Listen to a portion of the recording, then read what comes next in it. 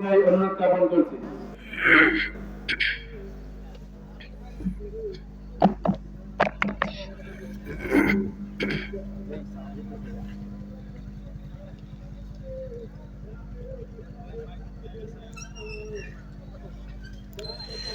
আসসালামু আলাইকুম ওয়া রাহমাতুল্লাহি ওয়া বারাকাতুহু।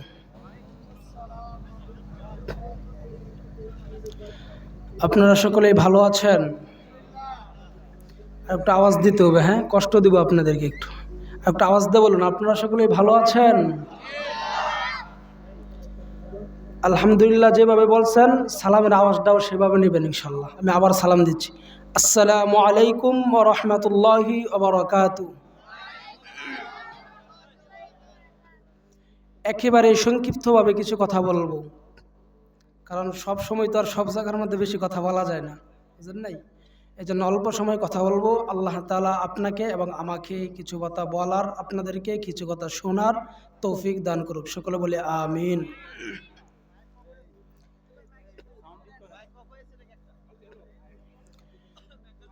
আলহামদুলিল্লাহ আলহামদুলিল্লাহ নাহমাদুহু ওয়া নাস্তাঈনুহু ওয়া নাস্তাগফিরুহু ওয়া নু'মিনু বিহি ওয়া নাতাওয়াক্কালু আলাইহি ওয়া নাউযু বিল্লাহি মিন শুরুরি আনফুসিনা ومن سيئات أعمالنا من يهده الله فلا مضل له ومن يضلله فلا هادي له ونشهد أن لا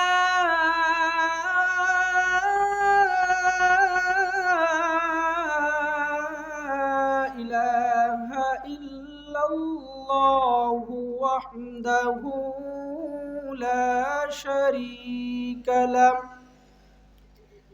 ونشهد أن محمدًا عبده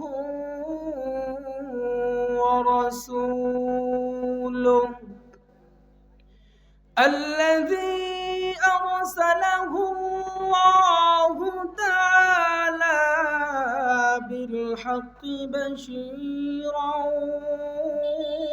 ونذيرا وداعيا إلى الله بإذنه وسراجا وقمرا منيرا أما بعد فأعوذ بالله من الشيطان الرجيم بسم الله الرحمن الرحيم وكل إنسان ألزمناه طائره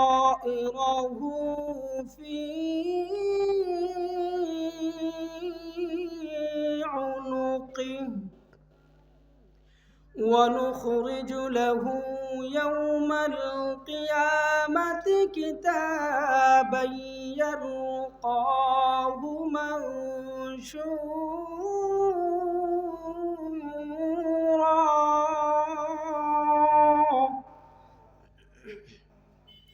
قال رسول الله صلى الله عليه وسلم मोहम्मद ने आकर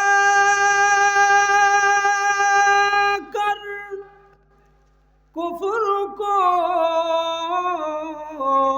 मिठाया, कुफ्र को मिठा कर सदाकत को बताया, बलगल उला बिकमालिही। সকলে মোহাব্বতের সাথে পড়ি। কশফত দুজা বিজমালিহি حسنت جميع خصاله صلوا عليه وآله اور أوفر طوفر لگی ہے جس فل میں بو نہیں، اور دل تو دل نہیں ہے جس دل میں اللہ نہیں، لا الہ، تو آواز دے بولی لا الہ لا الہ الا اللہ، لا الہ। জিকির করার দ্বারা অন্তর নরম হয়, তাই অন্তরটা নরম করে যদি আমরা কিছু কথা শুনি, আশা করি ইনশাআল্লাহ অন্তরের ভিতরে ঘাতবে। এজন্য আমরা সকলেই একটু আল্লাহর জিকির করি, লা ইলাহা ইল্লাল্লাহ, লা ইলাহা ইল্লাল্লাহ, লা ইলাহা ইল্লাল্লাহু মুহাম্মাদুর রাসূলুল্লাহ সাল্লাল্লাহু আলাইহি ওয়াসাল্লাম। আলহামদুলিল্লাহ, চরশঙ্কর পশ্চিমপাড়া মদিনাতুল উলুম ফুরকানিয়া মাদ্রাসা, চরশঙ্কর ঈশ্বরগঞ্জ ময়মনসিংহ এর উদ্যোগে আজকের একটি সুন্দর আয়োজন করা হইয়াছে, যেটাকে দুনিয়ার মধ্যে সবচাইতে দামি জায়গা মসজিদ, এটার পর সবচাইতে সম্মানিত জায়গা, যেটাকে বলা হয় যেখানে কোরআনের কথা বলা হয় এবং কোরআনের মজলিস। এটা এমন একটা মজলিস যে মজলিসটার চতুর্দিকে ফেরেশতারা বেষ্টন করে রেখেছে। সকলে বলি সুবহানাল্লাহ। এটা এমন একটা মজলিস আল্লাহ তাআলার পক্ষ থেকে পাহারাদার দাঁড় করিয়ে দিয়েছেন। এজন্যই যারা এসেছেন মনে করবেন আল্লাহ তাআলা তাদেরকে আনছেন এবং এখানে আমি ইচ্ছা করছি আর এখানে চলে আসব, কখনো সম্ভব না। যারা আসতে পারে নাই মনে করবেন তাদেরকে আল্লাহ তাআলা আসার তৌফিক দেয় নাই, এজন্যই তারা আসতে পারে না। কথা বলেন ঠিক কিনা? যান লক্ষ্মীগঞ্জ বাজারে যা দেখেন কত মানুষ অস্ট্রেলিয়ায় বসে আছে, টিভি দেখতেছে। আপনারাও তো দেখতে পারতেন, কিন্তু আল্লাহ তাআলার পক্ষ থেকে আল্লাহ তাআলা আপনাদেরকে এখানে পাঠাইছে। আসলে কার কথাটা, কার অন্তর, কার কথার দ্বারা কার দিল পরিবর্তন হয়ে যা এটা কেউ জানে না। সে হোক অনেক ইলমওয়ালা, সে হোক ইলম ছাড়া, হয়তো পারে আমার ইলম বেশি কিন্তু আমার আমল নাই, কিন্তু তার উপর আমি আমল করি না। কিন্তু এমনও যদি কোনো ব্যক্তি কথা বলে তার ইলম নাই কিন্তু আল্লাহ তাআলার কাছে ওই ব্যক্তিটা অনেক প্রিয়, যে কারণে আল্লাহ তাআলার কাছে প্রিয় হওয়ার কারণে আজকে যদি আমি ওই আল্লাহ তাআলার প্রিয় বান্দার কিছু কথা শুনি, একটা কথা যদি আমার দিলের ভিতরে লেগে যায়, হতে পারে এটার এই একটা কথাই আমার জীবনের কাম হয়ে যেতে পারে। কথা বলেন ঠিক কিনা? এজন্য আজকে অনেক বড় বড় উলামায়ে কেরাম আসছেন এবং আমার পূর্বে যিনি বয়ান করেছেন আব্দুল হক হাক্কানি হাফিজাহুল্লাহ, উস্তাজুল হাদিস। আপনারা প্রধান বক্তার আলোচনা শুনবেন হযরত মাওলানা মুফতি আল আমিন নারায়ণগঞ্জি। হুজুর অত্যন্ত সুন্দর আলোচনা করেন এবং হুজুর কোরআনের তাফসির ছাড়া অন্য কোনো কথা বলে নাই আমার জানা মতে। হুজুর কোরআন থেকে সরাসরি কথা বলে, বাহিরে কোনো কথা বলে না। এজন্য আপনারা কি তাফসির শুনতে রাজি আছেন? কে কে রাজি নাই হাত তোলেন। আমি কি বলছি, কে কে রাজি নাই? আচ্ছা, ভুল হয়েছে মনে হয়। হুজুর অত্যন্ত সুন্দর আলোচনা করে, তাফসির করে, এবং বললাম তো আপনারা শুনলে বলতে পারবেন যে হুজুর কেমন আলোচনা করছে। এজন্য হুজুরের আলোচনা শুনতে রাজি আছেন তো ইনশাল্লাহ? আল্লাহ তাআলা সকলকে হুজুরের তাফসির এবং হুজুরের মুখ থেকে কিছু কথা শোনার তৌফিক দান করুক। তো মহান আল্লাহ তাআলা রব্বুল আলামিন পৃথিবীর মধ্যে সবচাইতে দামি, সবচাইতে সুন্দর এবং কি আকর্ষণীয়ভাবে আল্লাহ তাআলা আদম সন্তানকে সৃষ্টি করিয়াছেন। কথা বলুন ঠিক কিনা? আমাদের চাইতে সম্মানিত আরো কোনো প্রাণী কি আছে? নাকি আমরাই সবচাইতে সম্মানিত? আমরাই কিন্তু সবচাইতে সম্মানিত। আল্লাহ তাআলা শুধু সম্মানিত বানাই নাই, এবং যেগুলো সবচাইতে বড় বড় দামি সম্পদ, যেগুলো মানুষ বাড়ি ঘর যা সম্পদ আছে ওই সব কিছু যদি বিক্রি করেও যদি একটা চক্ষু কিনা লাগতো, তাহলে কিন্তু বান্দা একটা চক্ষু কেনার জন্য প্রস্তুত ছিল। আল্লাহ তাআলা যদি এমন একটা চক্ষুর দাম দিত যে বান্দা তোর যত সম্পদ আছে, তোর যত অট্টালিকা আছে, ওই সবগুলো তুই বিক্রি করে দিয়ে তোর একটা চোখ কিনা লাগবে, বলেন তো মানুষ কি ওই চোখ কিনতো কি কিনতো না? কথা বলেন না কেন? কিনতো না? একটা হাত যদি না থাকে, যদি এমন অফার দেওয়া হয় তোর হাত নাই, একটা হাত কিনলে 10 লক্ষ টাকা লাগবে, তাহলে কি ব্যক্তি হাত লাগাইতো না? কেনার জন্য টাকা খরচ করতো না? কথা বলতে হবে, করতো না? তো আল্লাহ তাআলা এমন বড় বড় দামি সম্পদ আমাদেরকে দিয়েছেন, যেগুলো আল্লাহ তাআলা রব্বুল আলামিন আমাদের থেকে বিনিময় নেন নাই, 1 টাকাও নেন নাই। নিছে? কথা বলেন নাকি নিছে? যদি নিত আমরা দিতাম না?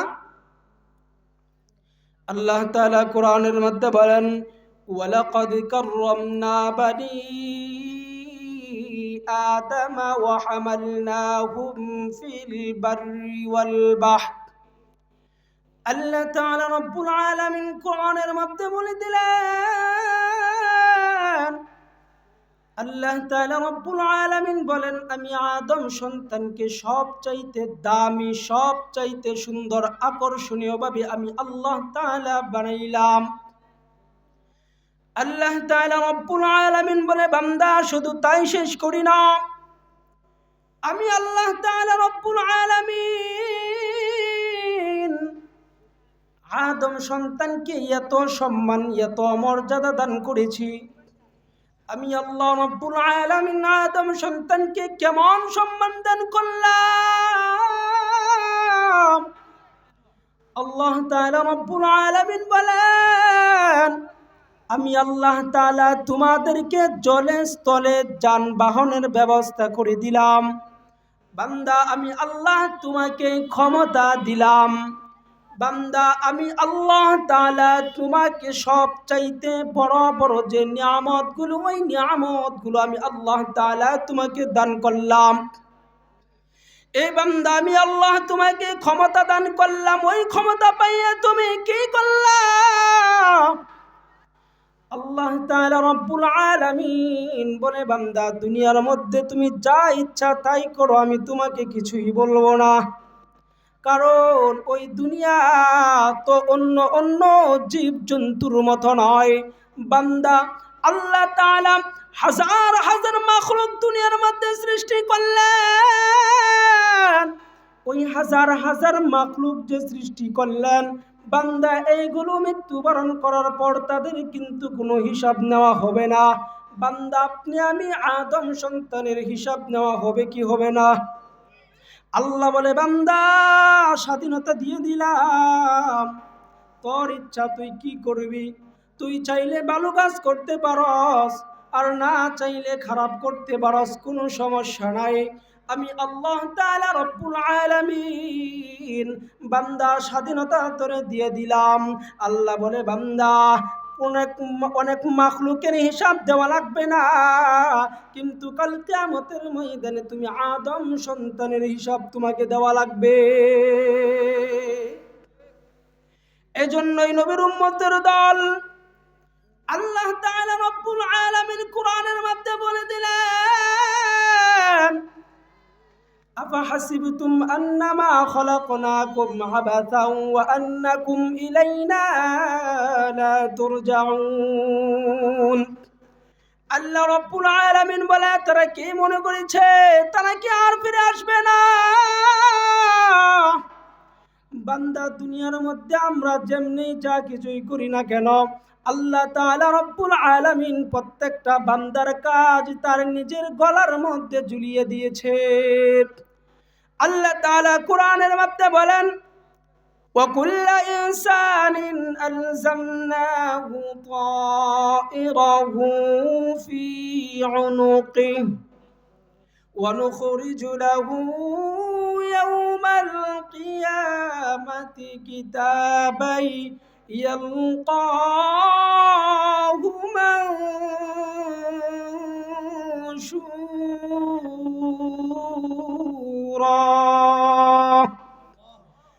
আল্লাহ তাআলা রব্বুল আলামিন বলে, বান্দা, আমি আল্লাহ তাআলা রব্বুল আলামিন তুমি দুনিয়ার মধ্যে কি করতেছ? ওয়া কুল্লা ইনসানিন আলজামনাহু তাইরাহু ফি উনুকি। বান্দা, তোমার প্রত্যেকটা আমল আমি তোমার কাঁধের মধ্যে ঝুলিয়ে দিয়েছি। ওয়া নুখরিজু লাহু ইয়াউমাল কিয়ামাতি কিতাবান ইয়ালকাহু মানশুরা। বান্দা, কাল কিয়ামতের ময়দানে আমি আল্লাহ তাআলা রব্বুল আলামিন তোমার থেকে একখানা কিতাব বের করব। আল্লাহ বলে, অনুখরিজু লাহু ইয়াউমাল কিয়ামাতি কিতাবান ইয়ালকাহু মানশুরা। বান্দা, তোমার সামনে কিতাবটা মেলে দেওয়া হবে। আর বান্দা, ওই কিতাব পড়ার জন্য তোমাকে মাদ্রাসায় পড়া লাগবে না। বান্দা, তুমি যখন কিতাবটা খুলবা, বান্দা কিতাবটা খুলে দেখবা তুমি দুনিয়ার মধ্যে কি করেছো এটা কিন্তু এখানে লেখা থাকবে। আল্লাহ তাআলা বলবে, ইকরা কিতাবাকা কাফা বিনাফসিকাল ইয়াউমা আলাইকা হাসিবা। আল্লাহ তাআলা বলবে, বান্দা পড়ো। আল্লাহ তাআলা বলবে, বান্দা পড়ো, এই কিতাব তুমি পড়ো। বান্দা, তুমি যখন কিতাব পড়বা, আল্লাহ বলেন, ফামান ইয়ামাল মিসকালা যাররাতিন খায়রান ইয়ারা। আল্লাহ তাআলা রব্বুল আলামিন বলে, বান্দা, তুমি যখন ওই কিতাবটা পড়বা, বান্দা কিতাবটা যখন খুলবা, ওয়ামান ইয়ামাল মিসকালা যাররাতিন খায়রান ইয়ারা। প্রথমে বলেছে ফামান ইয়ামাল মিসকালা যাররাতিন শাররান ইয়ারা। বান্দা, তুমি যখন গুনাহটা করবা, ওই গুনাহটা এখানে লেখা থাকবে। বান্দা, তুমি যদি জাররা থেকে জাররা পরিমাণ গুনাহ করো, বান্দা জাররা থেকে জাররা পরিমাণ গুনাহ করার কারণে বান্দা ওই গুনাহটা ওই কথার মধ্যে লেখা থাকবে। আল্লাহ বলবে, ওয়ামান ইয়ামাল মিসকালা যাররাতিন শাররান ইয়ারা। বান্দা, তুমি যখন ভালো কাজ করবা, বান্দা তুমি যখন খারাপ কাজ করবা, বান্দা ওই খারাপ কাজটাও কিন্তু এখানে লেখা থাকবে। এর নবীর উম্মতের দল আল্লাহ তাআলা কোরআনের মধ্যে বলে দিয়েছেন, ওয়া কুল্লা ইনসানিন আলজামনাহু তাইরাহু। বান্দা, তোমার আমল কিন্তু তোমার সাথেই ঝুলিয়ে দিয়েছি। এরপর আল্লাহ বলে, ওয়া নুখরিজু লাহু ইয়াউমাল কিয়ামাতি কিতাবান ইয়ালকাহু মানশুরা।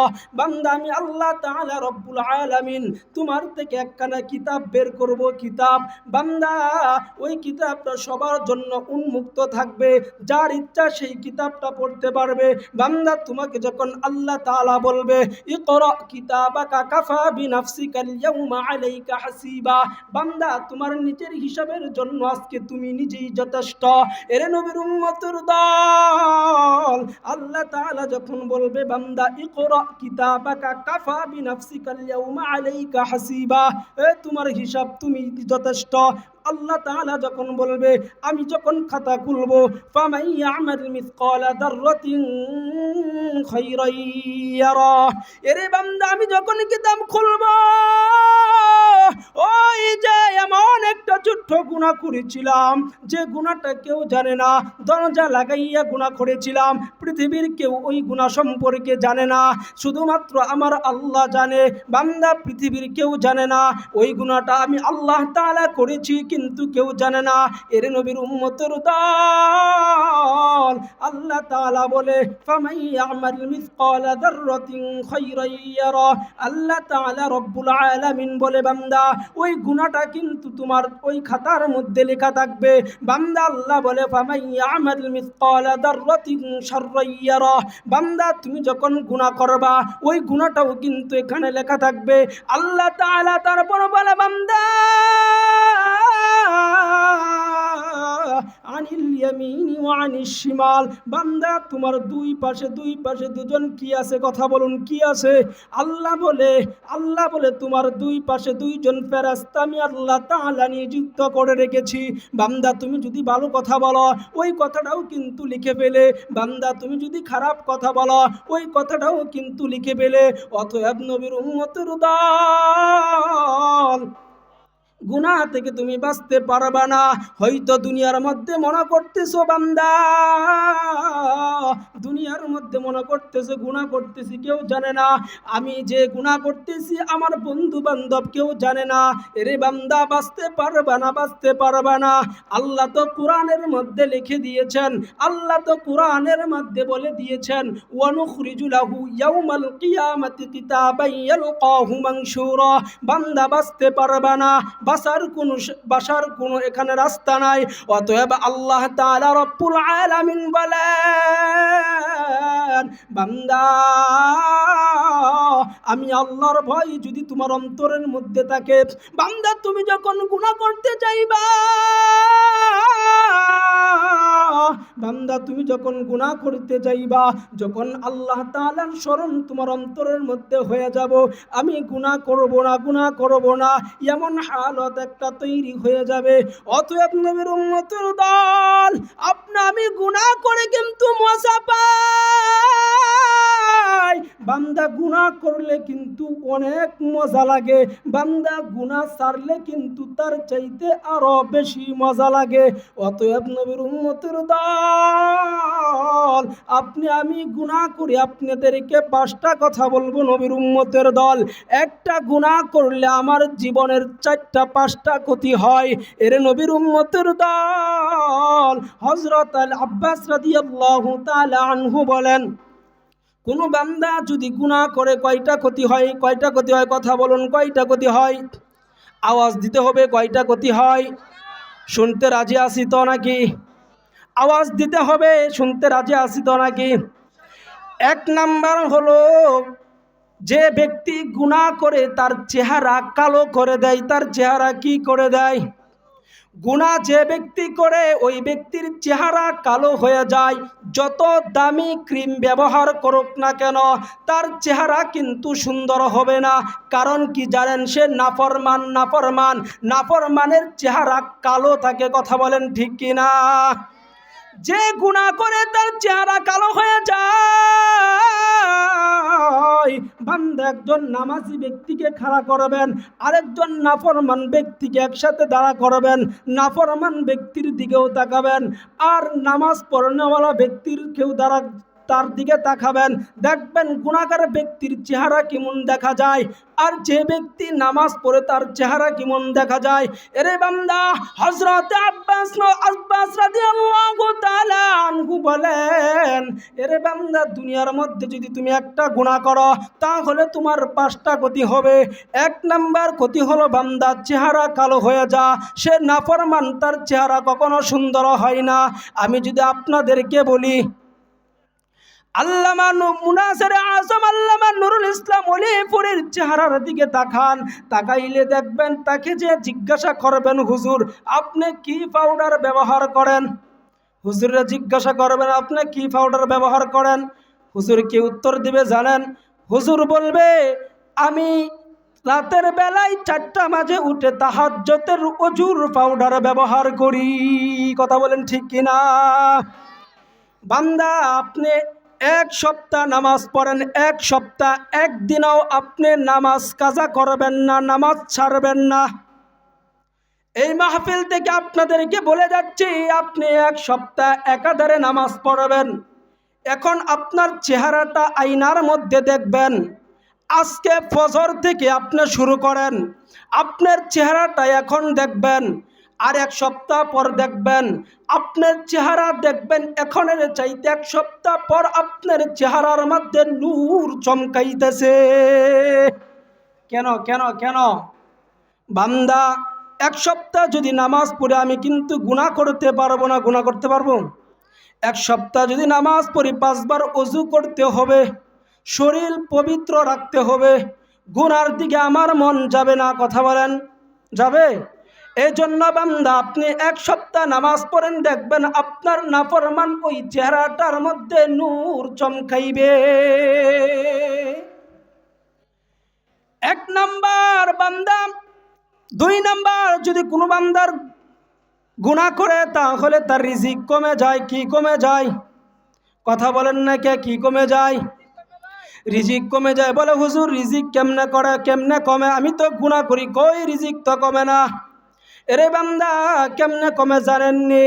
বান্দা, আল্লাহ তাআলা রব্বুল আলামিন দেখবেন তাকে এমন অসুখ দিছে, ডাক্তারের কাছে গেছে, ডাক্তার বলবে চিংড়ি মাছ খাওয়া যাবে না, গরুর গোশত খাওয়া যাবে না, আর কি আছে, পুঁইশাক খাওয়া যাবে না, কারণ পুঁইশাকের মধ্যে কিন্তু অ্যালার্জির সমস্যা, এগুলো খাওয়া যাবে না। তার মানে কি, আল্লাহ তাআলার পক্ষ থেকে তোমার রিজিক কিন্তু উঠে নিছে। রিজিক কেমনে উঠে গেছে বুঝতে পারছেন নি? এরে বান্দা, 2 নাম্বার হলো বান্দা, আল্লাহ তাআলা তোমার রিজিক উঠে নেবে। বান্দা, আমি যদি গুনাহ করি 3 নাম্বার, বান্দা 3 নাম্বার, আমি যদি গুনাহ করি আল্লাহ তাআলা রব্বুল আলামিন আমাকে নাফরমান বানায়া দুনিয়া থেকে শেষ বিদায় দিবে।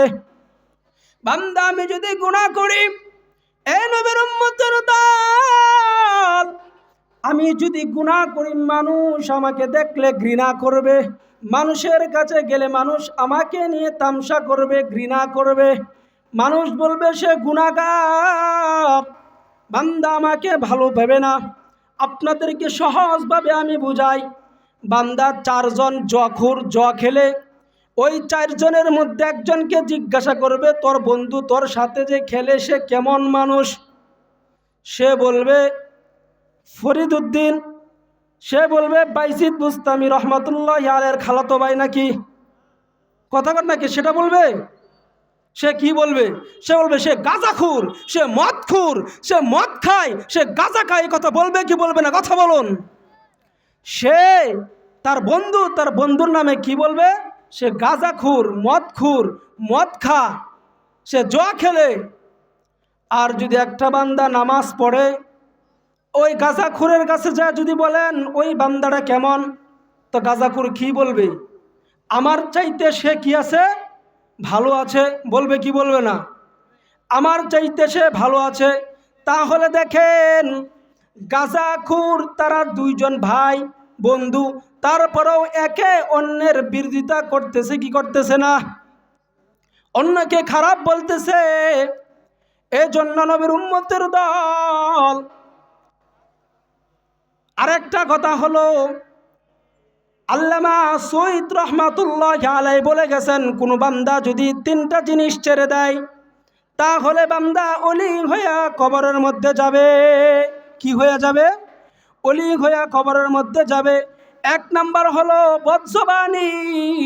বান্দা যদি গুনাহ ছেড়ে দেয়, বান্দা যদি গালি দেওয়া ছেড়ে দেয়, বান্দা আমাকে গালি দিয়েছে, বান্দা আমাকে গালি দিয়েছে, আমি চুপ, আমি কোনো কিছু বললাম না। বান্দা আমিও যদি একটা গালি দিয়ে দেই তাহলে তোটার প্রতিশোধ আমি নিয়ে ফেললাম। অথবা বান্দা আমি যদি মুখকে হেফাজত করতে পারি তাহলে আমি অবশ্যই মৃত্যুর আগে ওলি হয়ে মরতে পারবো। 2 নম্বরে নবীর উম্মতের দল, চোখের হেফাজত করতে হবে। কি হেফাজত? আল্লাহ যেগুলো দেখতে বলেছেন সেগুলো দেখতে হবে, আল্লাহ তাআলা যেগুলো নিষেধ করেছেন সেগুলো বর্জন করতে হবে। আল্লাহ তাআলা যে সমস্ত নারীদেরকে দেখতে বলেছেন সেগুলোকে দেখা যাবে, আল্লাহ তাআলা যে সমস্ত নারীদেরকে দেখতে না বলেছেন সেগুলো দেখা যাবে না। অর্থাৎ যে সমস্ত নারীদেরকে বিবাহ করা যাবে তাদেরকে দেখা হারাম। ভালো করে বুঝেন, যে সমস্ত নারীদেরকে বিবাহ করা যাবে তাদের সাথে দেখা করা হারাম। আর যে সমস্ত নারীর সাথে দেখা করা যাবে তাদেরকে বিয়ে করা হারাম। আর যে সমস্ত নারীদেরকে বিয়ে করা যাবে ওই সমস্ত নারীদেরকে দেখা হারাম। তাহলে আল্লাহ তাআলা যেগুলো আমাদেরকে চোখের হেফাজত করতে বলেছেন সেগুলো চোখের হেফাজত করব তো ইনশাআল্লাহ। 3 নম্বর, নবীর উম্মতের দল অন্যের বিরুদ্ধে অনর্থক মিথ্যা অপবাদ দেওয়া। সে এই কাজটা করে নাই, আমি মাথা ছুঁয়ে আল্লাহর কসম খেয়ে বলে ফেলতেছি যে সে এটা বলেছে এমন মিথ্যা অপবাদ দেওয়া। অর্থাৎ নবীর উম্মতের দল ওই 3টা যদি কোনো বান্দা দুনিয়ার মধ্যে মেনে যেতে পারে তাহলে হযরত সৈয়দ রহমাতুল্লাহি আলাইহি বলেন ওই বান্দা ওলি হয়ে কবরের মধ্যে যাবে। এই জন্য নবীর উম্মতের দল আমরা তো এইগুলো মানতে রাজি আছি, তো এক কথা বলেন রাজি আছি তো ইনশাআল্লাহ। এই জন্য নবীর উম্মতের দল আমাদের এগুলো মানতে হবে। আল্লাহ তাআলা যেগুলো করতে বলেছে সেগুলো করতে হবে, আল্লাহ তাআলা যেগুলো নিষেধ করেছে সেগুলো বর্জন করতে হবে। অথবা নবীর উম্মতের দল আমরা যদি সেগুলো বর্জন না করি তাহলে আমি তো বলেই দিলাম, আল্লাহ তাআলা কোরআনের মধ্যে তো বলেই দিয়েছেন ওয়াকুল্লা ইনসানিন আলজামনা, ওই যে আল্লাহ তাআলা প্রত্যেকটা ব্যক্তির আমল কিন্তু তার সাথেই ঝুলিয়ে দিয়েছে। আল্লাহ তাআলা ওই দিন কিতাব দেব, বান্দা ওই নাও তোমার কিতাব, তুমি পড়ো, দেখো তুমি কি করেছো বান্দা। ওই কিতাবের মধ্যে তুমি গোপনে করো প্রকাশ্যে করো, ছোট হোক বড় হোক, যাররা থেকে যাররা পরিমাণ গুনাহ হোক, প্রত্যেকটা গুনাহই কিন্তু বান্দা ওই কিতাবের মধ্যে লেখা থাকবে। ওই কিতাবেই আল্লাহ তাআলা পড়ার জন্য বলবে। এজন্যই নবীর উম্মতের দল আমরা গোপনেও গুনাহ করব না, প্রকাশ্যেও গুনাহ করব না। কারণ গুনাহ করলেই ওই গুনাহটা আল্লাহ তাআলা রব্বুল আলামিন দুজন ফেরেশতা আপনা আমার পাশে বসিয়ে দিয়েছেন। যদি ভালো কথা বলি, ভালো কাজ করি, তাহলে ভালো কাজ ভালো কথা ডান কাঁধের ফেরেশতা লিখে ফেলবে। আর যদি খারাপ কাজ করি তাহলে বাম কাঁধের ফেরেশতা লিখে ফেলবে। এজন্যই আমরা গুনাহ থেকে বাঁচবো তো ইনশাআল্লাহ। আর আওয়াজ দিয়ে বলুন বাঁচবো তো ইনশাআল্লাহ। হুজুর চলে আসছে, এজন্যই সকলের কাছে দোয়া চাই। অল্প সময়ে যে বাঙ্গা সাঙ্গা কিছু কথা বললাম, আল্লাহ তাআলা আমাদেরকে যে গুনাহ থেকে বাঁচার জন্য যে কয়টা উপমা বললাম, আল্লাহ তাআলা আমাদেরকে আমল করার তৌফিক দান করুক। আর আজকে আপনারা জানেন যে আয়োজনটা করেছেন সর্বোচ্চ 2 থেকে 3 জন 4 জন মানুষে, মাত্র 3-4 জন মানুষে। এজন্য তাদের জন্য দোয়া করবেন। বিশেষ করে আমার কাকা নুরুল ইসলাম, আমার আরও 2 জন আছে, উবায়দুল কাকু 2 জন, আর এমদাদুল, বাসাদ, মিজান, এরকম 3 জন, ওই 5 জন মানুষ, ওই 5 জন মানুষ এই মাহফিলটা করেছে। আজকে যদি গানের মাহফিল করতে দেখতেন মানুষ এই পুরো এলাকার মধ্যে আড়াইতে পারতো না। কথা বলেন ঠিক কিনা? আর ভালো কাজের মধ্যে মানুষ সাহায্য করতে চায় না, আসতে চায় না। ওই যে আমার বললাম যে নুরুল ইসলাম, উনি প্রত্যেকটা মাহফিলের মধ্যেই উদ্যোগ নেয়। প্রথমে উদ্যোগ নিলেই কিন্তু হয়ে যায়। কিছু কিছু মানুষ আছে দূর থেকে না বলবে যত হবে না, হইবে না, হবে না, করতে দিব না। কিন্তু যদি হিম্মত থাকে, ভালো কাজ, আল্লাহ তাআলা ভালো কাজের মধ্যে কিন্তু অবশ্যই সহায়ক হয়। এজন্য ভালো কাজ যেখানেই হবে আমরা সেখানেই সাহায্য করবো তো ইনশাআল্লাহ। এজন্যই তাদের জন্য আমরা দোয়া করব। অনেক পরিশ্রম করেছে, আল্লাহ তাআলা যেন এই পরিশ্রমের কারণে তাদেরকে জাযা খায়র এবং উত্তম বিনিময় দান করেন। সকলে বলি আমিন। আসসালামু আলাইকুম ওয়া রাহমাতুল্লাহি ওয়া বারাকাতুহু।